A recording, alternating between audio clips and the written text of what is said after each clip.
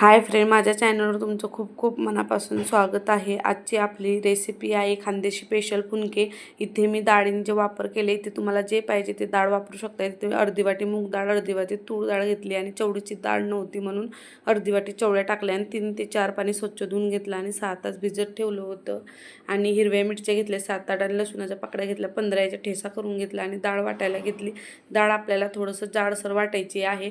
डाळ वाटून झालं, हळद टाकली, ठेचा टाकला, धनिया पावडर टाकली, 2 मोठी साईजचे कांदे बारीक केलेले टाकले आणि चवीनुसार मीठ टाकलं, मिक्स केलं आणि बारीक कापलेलं कोथिंबीर टाकलं आणि चाळणीला तेल लावून घेतलं आणि कोथिंबीर टाकल्यावर मिक्स केलं आणि मध्यम साईजचे फुनके करून घेतलेत आणि सगळे फुनके मी सेमच केलेत आणि टोपामध्ये 2 ग्लास पाणी ठेवलं होतं मी अगोदरच गरम व्हायला आणि माझे फुनके बनवून तयार झाले। आता फुनक्यांना मी 20 ते 25 मिनिटं झाकून मध्यम आचेवर शिजवून घेतलेत। तर बघा, एक चम्मचच्या साहाय्याने इथे चेक केलं तर फुनके एकदम व्यवस्थित शिजले गेले होते आणि बघा, आणि हे थंड झाल्यावर यांना मी हाताने मोडून घेतलं आणि 2 चम्मच तेल टाकलं आणि याच्यामध्ये ते मोडलेले फुनके टाकले आणि 3 ते 4 मिनिट चांगलं परतून घेतलं।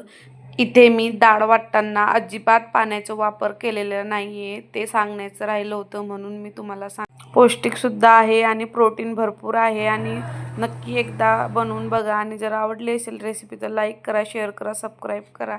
तोपर्यंत बाय।